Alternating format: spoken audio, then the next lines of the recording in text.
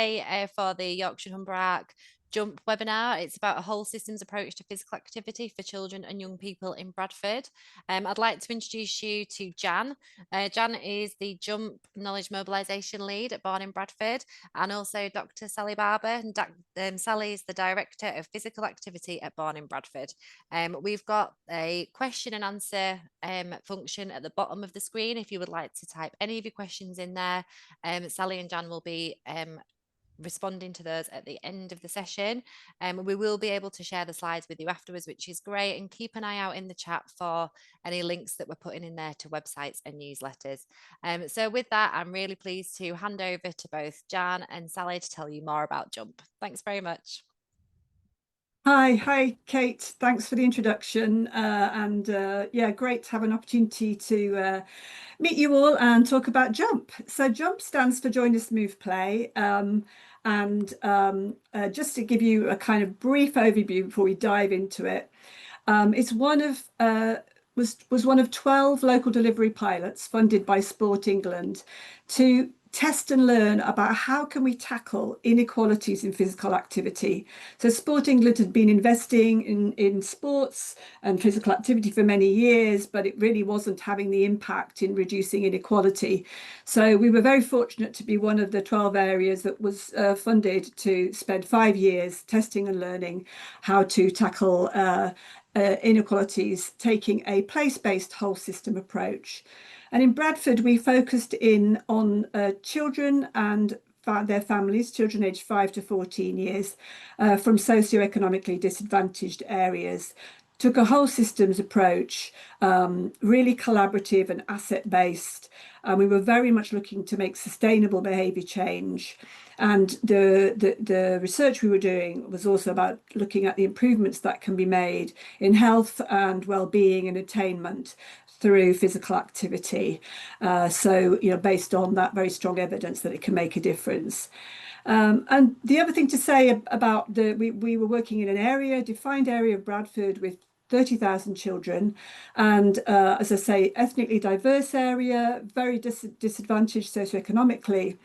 And 2/3 of our children were not active enough to benefit their health, our robust accelerometer-based data was showing.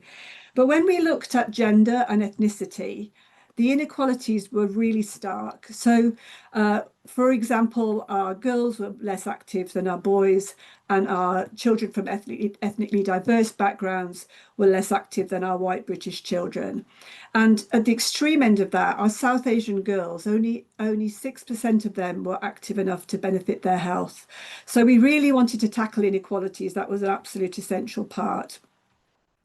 We took a collaborative approach and we worked with these partners and many, many more. Born in Bradford hosted the research and the implementation team, which is quite a unique approach. And Active Bradford is the partnership that brought all of these partners together. And our funders were Sport England. So I'm going to hand over to Sally to tell you a bit about our journey, kind of where we started and how we came about the Jump concept. So over to you, Sally. Great, thanks, Jan. Hi, everyone.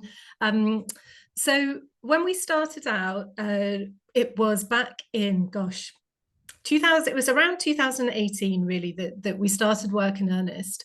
And we started to think about how are we going to translate a whole system approach into something that is deliverable, that can be operationalized, and that can work in Bradford. So this is our Jump journey and the Jump concept. So we started by looking at understanding the context. So the top box you can see there. We looked at understanding the local assets, the people, the places, the organisations and the resources that were within our place. And we also wanted to find out what children and families wanted, and crucially what they didn't want, what they felt would work and what they felt wouldn't work. We did this with our partners as well. And we understood the social, the political, the economic, contextual factors. We spent some time working with senior leaders across the system to understand what their wants and needs were for the programme as well. So we drew on local data from Born in Bradford, We drew on national and international studies to understand what worked and what didn't work for children's physical activity. So we looked at things like the WHO Global Action Plan, the ISPA 8 investments that work for physical activity. And what came out of that sort of broad understanding, both at a local, national, international level, and from all of our children, our families, our partners, were these 16 different work streams that fit quite neatly into something called the socio-ecological model, or some of you might know it as this kind of like onion model. It's a way of quite simply explaining whole systems approaches. So we worked at different levels of the system. You can see our inner circle there. We worked with children and families. So we had these 4 different interventions that were very much targeted at children and families. We had some interventions that were targeted more at a community level, some interventions that were targeted more at an organisation level, like our work with our Creating Active Schools and our active faith settings. We had some work that was targeting changes at an environment level, particularly our green spaces. And we had work that was targeting policy and strategy. But crucially, our work linked up across the system. So our interventions were not sort of siloed into that part of the system. They worked across the different levels of the system. Each of those interventions were developed based on behaviour change theory, based on best evidence, insights. They were co-produced and co-designed. And we took a test and learn process, which meant that each individual intervention, as well as the whole sort of system of JUMP, iteratively improved. So we looked at what was working, what wasn't working, how we could make changes to improve and to adjust to changing contexts. And we thought by doing this, we would create a population level change in children's physical activity by changing individual level behaviours, changing community, organisation behaviours, changing the environment that children and families were working and playing in, changing policy and strategy. But we'd also see some unexpected changes, which we did along our journey. And so that was the JUMP concept, essentially. What I want to show you next is a brief film that really kind of brings to life what the JUMP journey, what the JUMP intervention is. So if we can have that, Jan, that would be great. Sure, film coming up.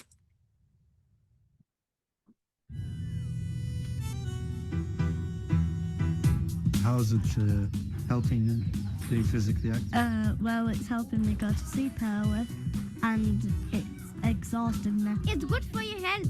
Being on a screen and just sitting down is not really good for your body. It's not getting you physical and stuff. JUMP is a 5-year pilot programme that aims to better understand what helps children and families be active. Our mission is to bring families, communities and organisations together in an area of North Bradford to create a happier, healthier, more active place to grow up in. There are 15 work streams within the JUMP programme, and these sit within 5 areas of the system. These are children and families, communities, organisations, environment and policy and strategy. Central to the neighbourhood approach is the development of local action plans. The local action plans come from the JUMP action groups. Within each neighbourhood, a community engagement manager brings together a group of stakeholders that represent the neighbourhood: school stakeholders, local community groups, Islamic religious setting stakeholders. Today was a JAG meeting. All partners get together to share experiences and see how far we got, a bit of catch up on everything in regards to what we've done. We conduct something called a rapid review, and the purpose of that rapid review is to look at what's out there about what's worked and what's not worked, so that we can bring that evidence back to the group to consider, do we want to take this idea forward or not, based on what we know about how it's worked before. My JUMP journey has been incredible. From the very first start, getting out into the communities, looking at green space. The green spaces are in the process of being developed. We're testing this process of involving older girls in designing parks and green spaces. How do you feel now you've seen this all in Bagley? How do you feel about it? It's been quite shocking for us too when we walked down. To see your idea come to life. Honestly, I actually kind of feel quite proud as well. We've been involved in all this and everyone's obviously enjoying themselves here. And it's quite nice to see everyone, well, engaging in it. Here we've got the Peel Park play area, and we've got the cycling sessions on to encourage the children and families into the park, and to, when they get here, to ensure that they've got lots to do. We do lots of activities like campfire cooking, adventurous, risky stuff, tyres, rope, wood. There was a really nice auntie at the bottom. We had a very good chat with her. She nearly cried when we told her what the project was trying to do. She said, I'm going to pray for you. Jump is working with faith and communities to explore ways to promote physical activity through faith settings in Bradford. It's about generations of children that we need to teach them about their religion and how in their religion exercise is part of it. Quite often we see that schools are really good at putting on lots of different opportunities to be physically active, but quite often what's missing is that higher level change that's needed to sustain that physical activity over time. Being involved in extracurricular activities is huge for some of our children. A lot of what I do is help people get more active on their daily journeys. So when children go to school, madrasas, or even people go to work. Today you can see that we've got the school streets in operation, so we've got families walking to school rather than driving to school, not parking up at the school gates. We've got about 13 mums volunteering. So you're becoming a jump elite? Yeah, hopefully. While I teach others about sports, I learn a lot myself. I don't have a massive fitness background, but thanks to Jump, they've provided me with qualifications that now mean that I'm a running coach, and I have other fitness qualifications as well. When children are playing football or basketball, sometimes they don't seem okay when they come in, but when they start playing the game, they've got a smile on their face and they're enjoying themselves. And you see the change on their face. Our job is to promote physical activity and get people outside and being physically active inside as well. I'm the jump connector for the Scotsman Road area. The Scotsman Road has 4 schools that are in very, very close proximity. We've been able to work really, really well with our schools and had a lot of support from the head teachers. We have some amazing green spaces which we make available to the schools, and they can use it with their students. They allow us to use their spaces, so that relationship works really well. That for me is sustainable. Like sometimes when people drop out, they have many hurdles, whether there's lack of opportunities, whether it's not affordable for them, whether they can't travel. We're trying our best within this program to reduce them factors.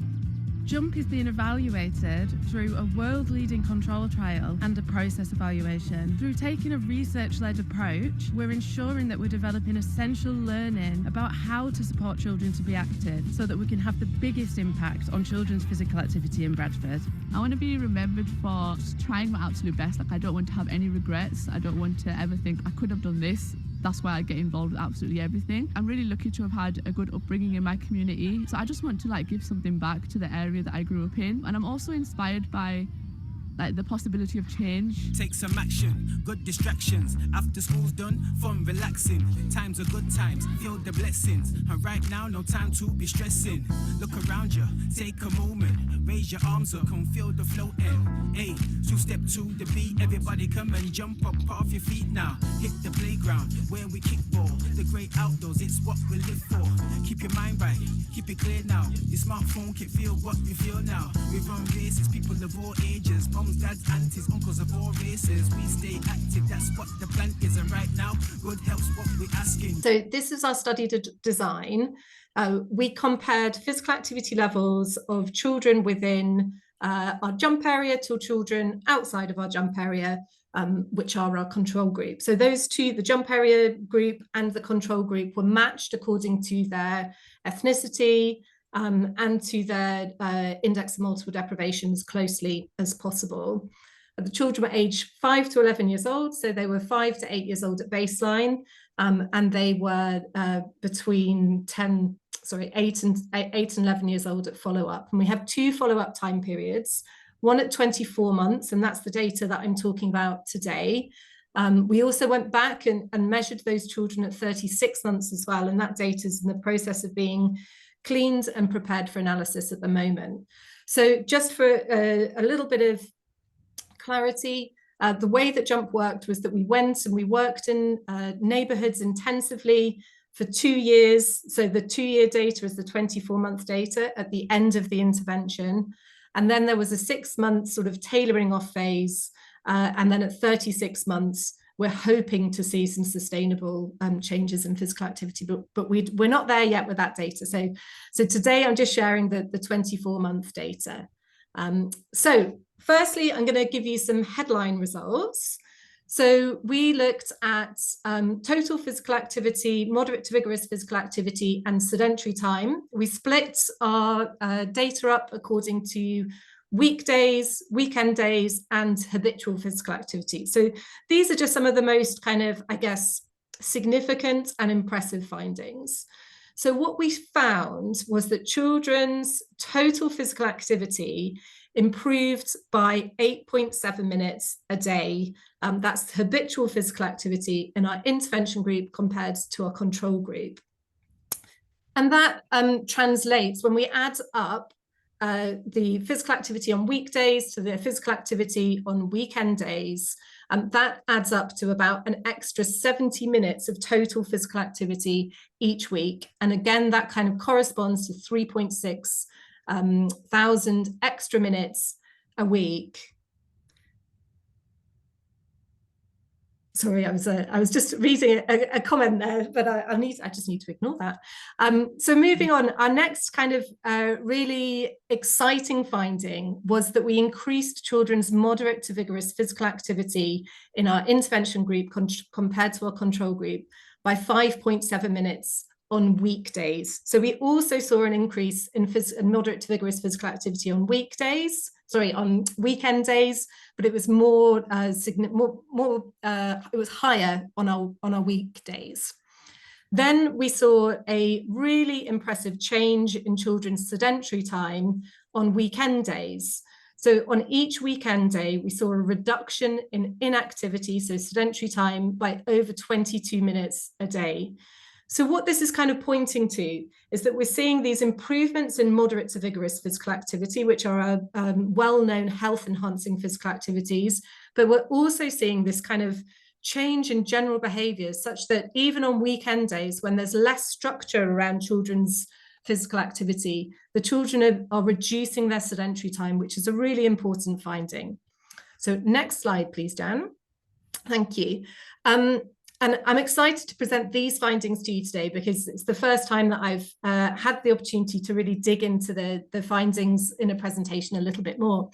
So to present the next few slides, I just wanted to talk through what the usual profile of children's physical activity is across childhoods, because this is quite important.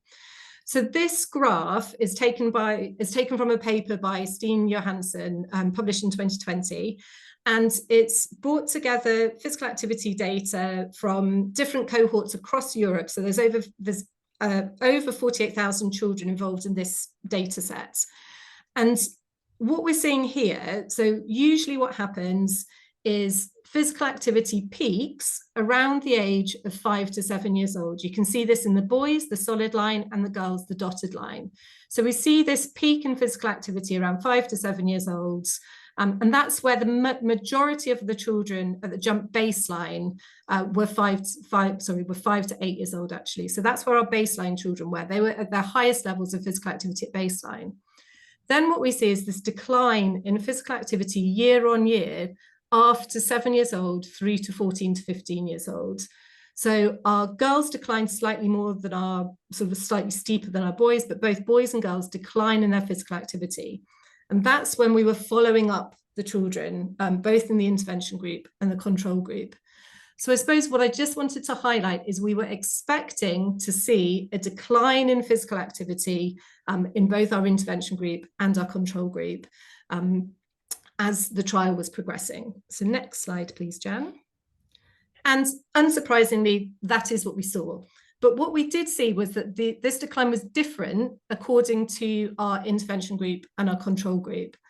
So what we have here is I've split the data into the categories that Sport England use to look at physical activity in their Active Lives survey. So the blue blocks down at the bottom are children who are performing less than 30 minutes of physical activity, less than 30 minutes of moderate to vigorous physical activity each day. The orange is the children that are fairly active, so 30 to 59 minutes of MVPA each day. And the green are the children that reach that government recommendation of greater than 60 minutes of physical activity per day. So if you look down at the bottom, the headings here at the bottom of the graph, you can see that our control group at baseline looking at the blue box, the least active, there were more children in that follow-up group in that category compared to our intervention group. So what we saw was that there was an increase in the control group in the least active group, and that increase was less in our intervention group. If we then look to the green boxes on the top there, at follow-up, both the control and the intervention group showed a decline in the proportion of participants classified as active. However, there was a greater decrease in the control group compared to the intervention group. So what this shows, these trends sort of suggest that the intervention was helping to stop the decline in the high activity level groups, and it was helping to prevent a larger increase in the inactive groups there. So next slide, please, Jan. And this just goes into this in a little bit more detail. It's a different way of looking at it. And it's quite interesting because it really pulls out the fact that the jump intervention was tackling inequalities.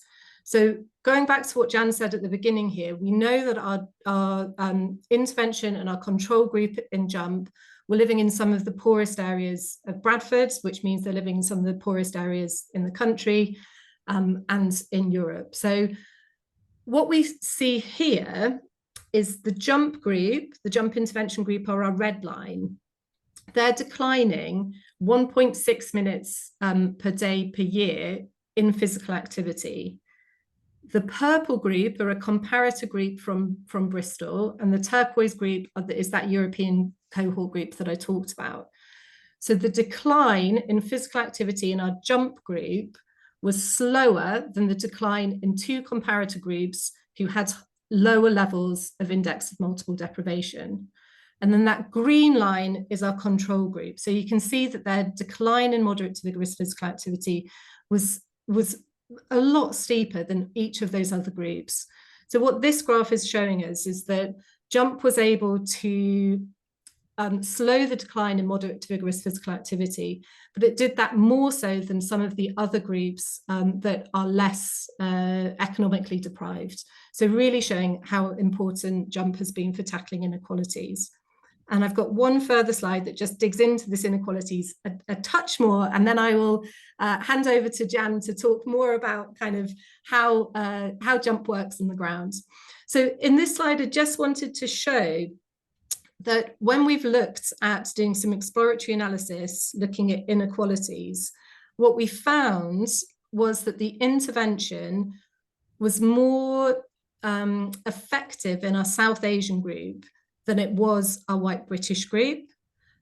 What we found was the intervention was more effective for boys than for girls.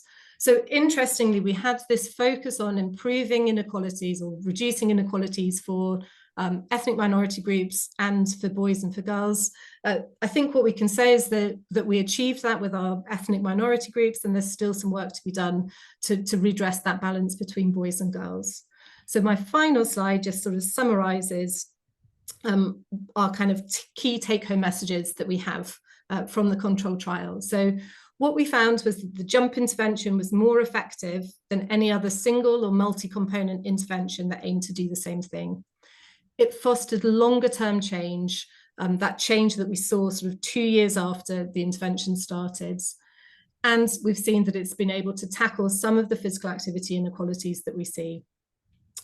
We've also got some really interesting emerging evidence when we're looking at actually what are the factors of jump that seem to be having the biggest effects.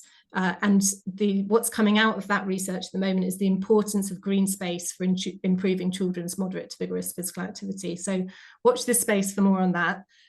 You can scan the QR code there, which will take you to the preprint of the paper. We're hopefully hopeful that the paper will be published within the next month. So I'll pass over to Jan now to kind of show you in more detail what the jump intervention actually is. Thanks, Sally. That's really, really interesting. And just to say, there will be plenty more evidence coming out, plenty more research papers up ahead. Yeah, watch this space. So as Sally had talked about earlier, you know, there were 16, well, we started with 15, as you'll tell in the film, if you've noticed, we say 15 in the film, and then it's actually 16 interventions in the end, was another one joined on later. But we obviously don't have time in the next 20 minutes to to talk about all these things. Please do use the Q&A function if you've got any questions for Sally from the research perspective, because she's now free to answer to your questions. And similarly, if you've got any questions about the delivery side. So I was the former director of JUMP. So I focused on the implementation side, and it was a really interesting time because we were an implementation team set in Born in Bradford in a research institute, which was also quite novel and actually worked really well. So that was kind of something which at some point we'll talk more about. But given I won't be able to cover everything, I wanted just first of all to say that as part of my new role around knowledge mobilisation, we have developed a resource hub, which the link is here and which we'll put into the chat, which has got information about all of the different work streams. It's got lots and lots of resources. We're open sourcing everything we can, making as much of our learning available and much of our assets basically as available as we can over the years ahead, because there are 90 new areas being rolled out nationally. Some of you may be part of one of the new place-based expansion areas that Sport England are helping to fund and to develop. And they are all tackling inequalities in physical activity in different ways in different areas. So if you're not aware of these and you'd like to get more involved, if you find out who is your active partnership within your local area and get in touch, then there's some really exciting work up ahead, and we're really fortunate to be able to be part of that. So I'm going to just talk about a few of the things that I think would be of most interest. And the first one is just to sort of share this with you. It's quite wordy, so I don't feel like you need to kind of get your head around everything it's saying. But one of the things that Sport England really invested in was process learning during the 12 LDPs. And we've worked with NELP, who are the National Evaluation and Learning Partnership, who have been really looking at the approach and what worked in terms of tackling inequalities in physical activity. And this sort of one-pager kind of captures some of the things that have been learned really about approach and how we work. So you saw in the film quite a lot of the what we did, and I'm going to talk quite a lot about how we went about the work, because that's very universally like transferable and I think also of interest. So first of all, to say that at that sort of outer level of the onion, we were really focused on embedding physical activity into policy. And we took a very collaborative approach, bringing partners together. We had over 100 partners, from senior leaders to council to NHS to wider voluntary sector, involved in a co-design process to co-design a whole system physical activity strategy for Bradford. And these are the kind of headline thematic areas for Every Move Counts. You know, absolutely, that strategy was super important. And I think the connectivity, bringing people together to get that shared understanding and that shared responsibility, has really given us a very strong foundation for over the next 10 years in Bradford, really making that system change at every level to embed physical activity, both within policy, but also within our sort of work across these different thematic areas. However, we really believed that to tackle the sort of level of inequalities that we had within Bradford, we needed also to really invest in working at a hyper-local level. And so our neighbourhood approach was really key. And you saw some of that in the film. So I won't sort of cover that in quite as much detail, but this bringing together of our local action groups at this very hyper-local level was really one of the key things that we found worked. So a small number of schools, 4 or 5 schools, our faith settings, an anchor community organisation, our council partners. So it's usually about 25 to 30 people. And then we always wanted to identify a green space at the centre of that. And we didn't go with sort of defined areas like a ward area. We went with a kind of recipe for success. So our community engagement managers mapped out the area we were working in and looked for kind of small hyperlocal areas that had almost like these different components that we felt could make for a successful approach at that hyperlocal level. So this was thinking about the actual physical area, the assets, and the people. And people are a really important asset that we absolutely recognise made the project a success.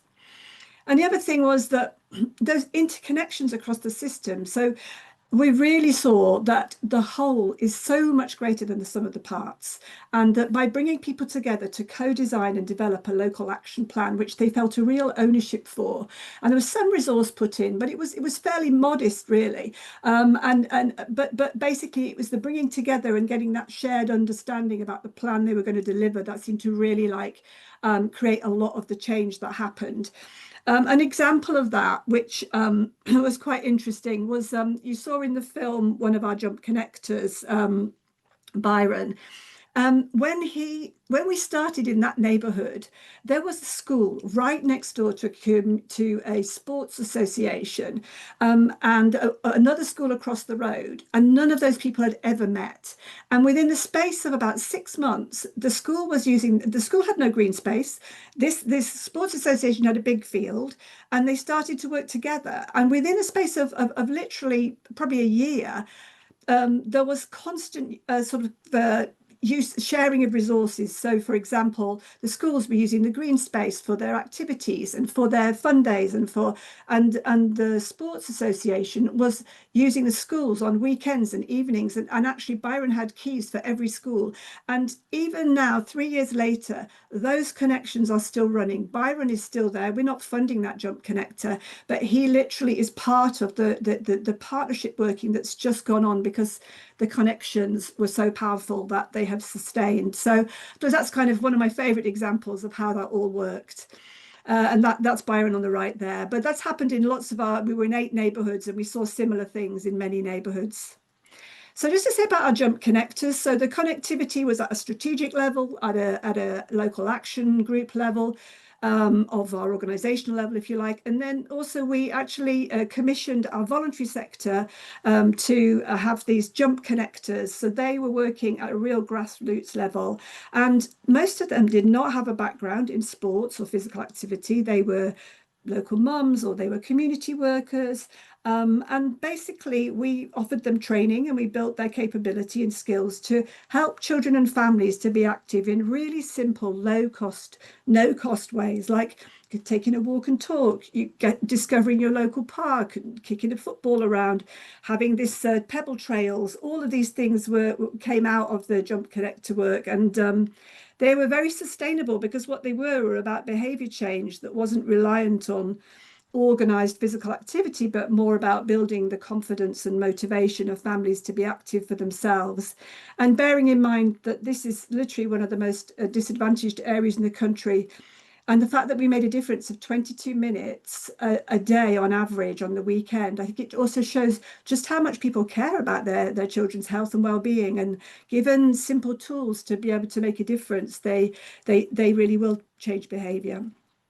Play Bradford was one of our key partners, and they also basically activated our green spaces with play work, which was another really effective thing. So I was going to say a little bit about the commissioning and funding, because there was a lot of sort of structural inequality we needed to address. So we were very keen that the work was going to be sustainable.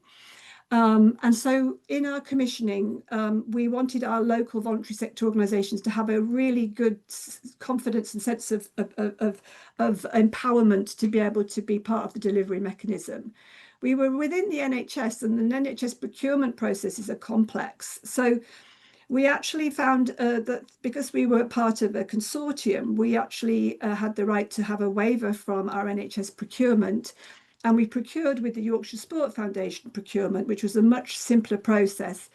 And we also provided support and training, and sort of built the confidence of our local providers to actually bid for the tenders that were going out. And this meant that our 14 jump connectors were all actually commissioned through organisations that had a long-term commitment to the area, and that had a long-standing relationships with their communities that we could build on. And because of that, they're also sustaining really well. So I think this is quite a key aspect to how the work has achieved the successes it has. Just to say, absolutely could not have done it without schools. However, schools were not the only thing that mattered, but we were very lucky to work to bring in the Creating Active Schools initiative as part of our work. And the great thing about Creating Active Schools, which is a national now a national program that schools all over the country can link into, is that it was a whole system within the whole system. So Creating Active Schools, we worked with 56 schools, and it's about working at a level of policy, the school environment, thinking about all the stakeholders from teachers to governors, as again you saw in the film, we talked about that, as well as thinking about opportunities. And so often we just focus on opportunities, but it's actually, if you're taking this place-based systemic approach, it's all of these things that matters. And this approach is like a scalable, place-sensitive sort of approach, and it's about transforming a whole school physical activity culture. And I suppose one way to look at it is, in the past, we've tended to talk about single kind of approaches. So, the Daily Mile, that will sort it out. Or maybe multi-component. So let's have lots of separate things happening in school to get kids active. I think what's different with Creating Active Schools is it's like the wall building there. It's everything interconnected to really create that kind of system change that we believe is what made things really effective. And it's that multi-layered approach where we're thinking really across the whole system, from local authority to schools and their leaders to stakeholders, teachers and children themselves. Each school has a CAS lead, and the CAS lead works with the leadership of the school. Absolutely important to get senior leaders involved. It goes through a process of profiling, where they're at, and looking at action planning, implementation, monitoring, and then review. So it's that cycle of change that's really important. And the other thing, what's great now is there is an online digital hub that they can get CPD, and that's available nationally, as well as a new pupil tracking tool that's just about a pupil level assessment tool that is going to provide a kind of research tool, an evidence tool for schools, and that should be online soon. That will allow us to actually use the data from that as well to understand what change is happening.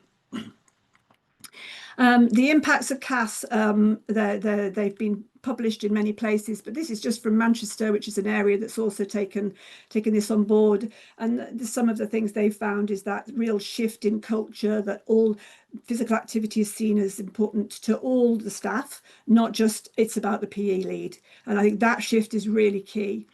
And then the other one is there is a really significant improvement being seen in children's behaviour. And that's such a big motivator for schools. Just by allowing children to move around more in the classroom, have active lessons, have active breaks, is making a real difference around behaviour, as well as across all sorts of other outcomes, including attainment.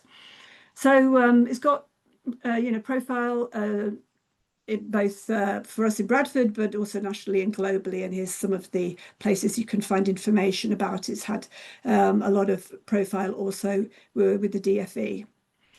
So just finally, I kind of think before I stop and allow you some time for questions, I want to talk about one thing that was absolutely key, and that was community engagement and co-design.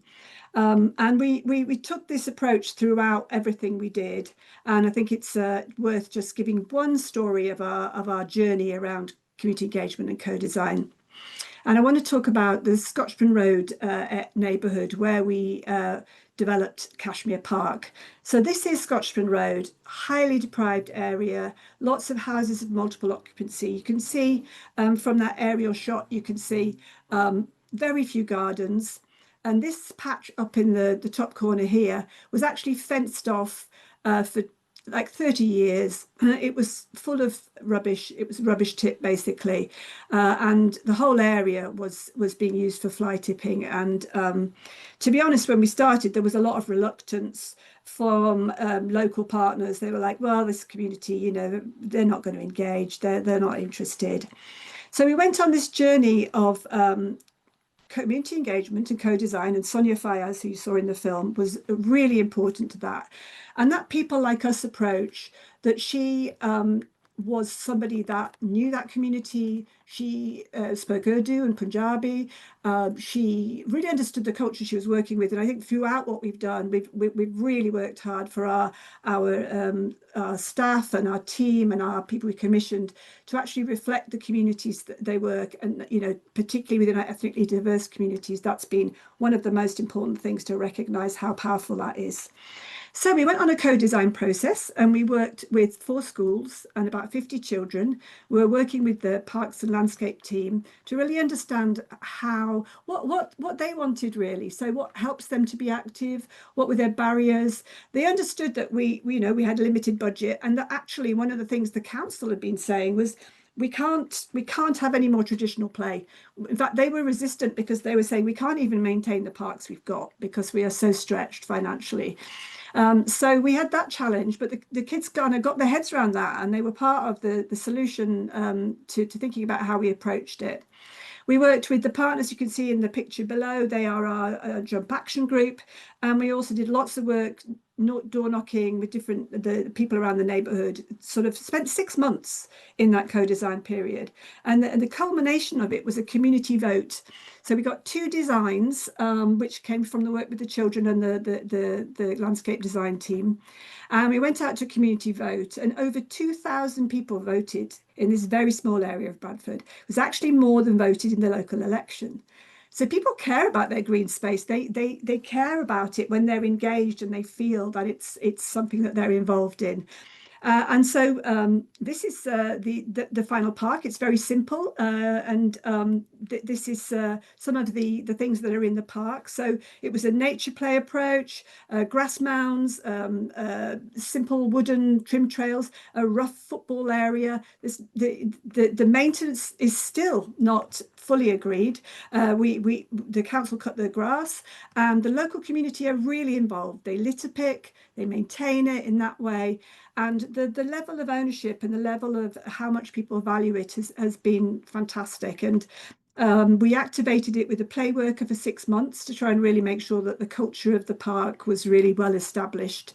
And yeah, so that is Kashmir Park, and that was one of our many, I think we did 12 different green space developments over the 5 years. But probably this one, it's a good example because it just was such a transformation for that area and for the people that lived in that otherwise area that had real inequalities in green space. So I'm going to just finish with just a few recommendations from the work we've done. So co-producing all levels of the system, that was something we really found effective. The whole is greater than the sum of the parts, as we really found. Ensuring interventions are evidence-based and that cycle of learning and action. And we're still working with Sport England to ensure that national level advocacy happens, so that we continue to get funding for this whole system approach long term, because it is definitely a long-term approach. So I'm going to finish there. Thank you very much for listening to Sally and I. And that's the link again to the resource hub. For the next few years, we're funded by Sport England to be able to support other areas around sharing our learning and sort of offering support. So thank you. So I'll hand back to Kate to any questions. Thanks, Jan. I think I'll let you. I think Sally's been lining some up actually. So I'm gonna now pass over to Sally, if that's okay. Thank you. Thanks, Jan. Thanks, Kate. So I have a question from Sophie Armitage. Her question is, as part of the sustainability, who will or is funding the connectors in communities when the funding ceases? So you talked about Byron and how his role is sustaining. Can you talk us through what you know about how that's working? It's a really good question, and actually something we could do with really digging into in more detail. We've been very busy working on the plans for the next phase, the deepening phase that's coming up. Things that I'm aware of is it's a real mixture. So the local schools are definitely resourcing some of Byron's time to go in and work with the schools. So he's part of delivering some of their physical activity, and they're also some funding is going into the actual sports association, because sometimes they are basically renting that space. I know that the Manningham Mills Sports Association are also putting in bids to external funding, things like the Healthy Active activity fund that runs over the summer. They're resourcing from there, and I think it's fair to say that Byron's probably part-time doing other things alongside that. But I think it's a great question, and one of the things that we hope to have some capacity to do in this next stage of evaluating the sustainability is to look at, what is the way that sustainability is happening. A lot of it is about relationships as well. Thanks. Great, thanks, Jan. One of the things that you mentioned briefly then was the next phase. So Andy Freeman asked, what is the next phase for Bradford?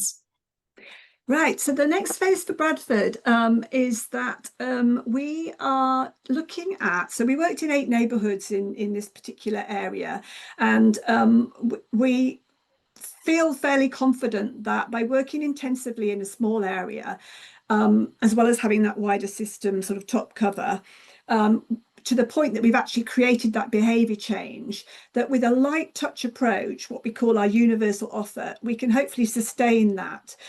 So we aren't putting as much resource into the areas we worked in, but we're trying to keep some universal offers. So that includes workforce training, our social marketing campaign, so Join Us Move Play, is ongoing. We've got over 10,000 families signed up to receiving our newsletter, and it sort of basically has that sort of social marketing power behind it. And then we're looking at rolling out a kind of pipeline approach to new neighbourhoods. So we have 3 new neighbourhoods that we're working in at current, just starting work in Keighley and Homewood, and 1 more that will come on board. And then the idea is the same thing. We work with them for a couple of years, get them to a certain level where we're seeing that behaviour change starting to really embed, and then we can hopefully move on to other areas. We're working on a smaller budget, so we're really understanding how we can do this work in a sort of way that is financially sustainable too. Across the whole district, we're trying to develop a universal offer around that workforce training and that social marketing, so that areas that are maybe not as disadvantaged are still benefiting. So all of that, and hopefully we'll be able to evaluate how that approach works. Great, thanks, Jan. I've got 1 more for you, and then there's a few that I'll pick up if that's okay. So Sure. Last one from Megan Slade. Does JUMP collaborate with physical activity groups within the area that already exist? And is this within the funding received? I mean, in terms of in Bradford, absolutely. So we worked with over 60 different organisations that deliver physical activity. Wherever possible, we took an approach to actually go out to tender so that different partners could basically bid in and deliver the work. We did have a small team ourselves, but most of what we were doing was working with wider partners. They weren't always organisations with a big focus on sport. We did work with some sports. So, for example, Greater Horton Cricket Club would be a good example of one of our sports organisations that benefited. They had a boys team. They'd been running for many years, but had never had a girls team. So we actually seed funded some work so they could train female coaches, and they had over 60 girls playing cricket on a regular basis. So we took that kind of approach where people could bid in with a good idea about how we could reduce inequalities in physical activity, and we'll continue with that route going forward. But we also, we also looked at supporting other partners such as active travel programs. We had a cycle hub in Peel Park. We looked at a lot of community organisations that maybe had been focused just more generally on health and well-being and how they could strengthen their physical activity offer. Great, thanks, Jan. We've got a flurry of questions now, which is great. So I'll speed through a few, and then I might pass back to you to answer some as well, if that's okay. Sure. So there's a question from Avril Johnstone asking where communities when communities don't have green space at their centre, what can we do to support children, young people, you know, when that part of the system isn't there. And I want to just briefly to talk about some research that we've been doing around how do we develop active playful places in our sort of more urban areas. So we have been working with children and families. This project happens across Bradford and Tower Hamlets in London, to look at, can we build play into those very urban areas where there isn't green space. And we've worked with children and families, we've worked with stakeholders across communities and schools to see whether people feel that that would be appropriate and possible, and the type of models that we might use.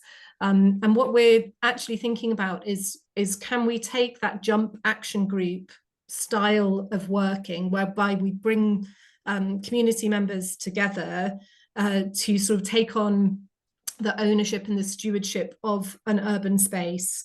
Some of the barriers that families talk about are particularly around safety of those urban spaces, and by sort of stewarding those spaces, how can we create those safe places for children to play in urban environments? So that is a piece of work that we're looking to take forward. So hopefully we will receive some funding to be able to do that. So it is an area of work that we're investigating. The next question was from Kirsty, who asked about have we seen any shifts in sort of wider national or local measures like the Active Lives survey data since Sport England's started these investments? I can only really talk about the Bradford data. I don't know, Jan, if you know much about other Active Lives data, but in Bradford, the Active Lives data for children and young people hasn't changed over the time, but that's sort of it sort of sings to the same messages that we're seeing through our controlled trial data, because the Active Lives data actually only takes a very small snapshot. So I think it only measures physical activity from children across I think it's about 150 children across the district. And we know that the children that were included in Active Lives data, most of them are not children from within the jump area. So we haven't seen the shift at a local level in Active Lives data, but that's probably due to the way that data is collected, rather than sort of a reflection of the Bradford district as a whole. Jan, do you know anything else about Active Lives data from other papers? I think it's probably worth looking on the Sport England website, because I wouldn't want to absolutely quote, I haven't got the figures to hand, but I believe with adults nationally, we're starting to see an increase in physical activity levels from all the work that's been going on. But I'm sorry, I haven't got the data to hand to be able to answer in detail, but yeah. Thank you. And then a question from Phil: how and when did you develop your theory of change, and did it change and evolve over time? We started with quite a linear theory of change when we started the work back in 2018. The content of the theory of change hasn't really changed over time. There's been some sort of tweaks to the way that the program's been delivered, but the actual kind of headlines of where we want to focus time and attention hasn't changed. What has changed is the way that we've thought about our theory of change, which makes it a lot more whole systems rather than the more kind of like linear theory of change that we usually see. So now when we talk about jump, we usually talk about our concept model that I shared, the more kind of like circular diagrams rather than a linear approach that you see in a traditional theory of change. Thanks, Sally. I tell you what, I'm going to try, and we've got 6 minutes. I'm going to have a go at answering some other ones, just so I'll have a shot at it. So one of our attendees has asked, what challenges or conflicts did you encounter bringing together of stakeholders and partners? Great question. And yes, we did. We absolutely had times when we had some challenges. And one of the things we found is in some areas, particularly with austerity, where there was less resource, people were competing for resource, there was quite a lot of negativity and kind of competition and territorial stuff going on with people who were working in the same small deprived area. So one of the things we did that helped with that was, as part of the local action group workshop workshops, we actually did a piece of work around real relationship building, kind of breaking down the power structures, getting people thinking about how they were active as children, and really helping everyone to understand what solution focused approach means, and how if you focus on the problem gets bigger, but if you can focus on really looking at solutions and working in that positive way. So a lot of it was about trying to create that positive relationships and solution focused approach. Didn't always work in every situation, but it wasn't a bad way to kind of deal with long-term sort of issues that are kind of predated us. Sarah Wood asked about the building capacity and capability, and how we embedded it into our community organisations. And so we have developed a children and families physical activity training approach, which is a 2 half-day course, which we hope that we can share over time with other areas, maybe with the trainer approach. And that worked really well in terms of embedding kind of that different way of working with community organisations, alongside other things like street games provided us with some nice simple training modules for people who were non-experts to be able to be active. So watch this space, because we were hoping we can share some of our training approaches. Lisa has asked for examples of key challenges we came across and barriers. So one of them obviously was, existing negative relationships in areas. Sally, do you have any other barriers you want to add to that? In terms of key challenges or barriers? I mean, capacity was, one I want to say is, 16 work streams and 8 neighbourhoods. We were like a Chinese circus spinning plates. So capacity and sheer workload was definitely a challenge. And in this next phase, we're doing a bit more planning to make sure that we look at what is the sequence by which we do our whole systems work, so that we aren't trying to eat the elephant all at once, but going sort of in a more steady way so that we can sustain our energy.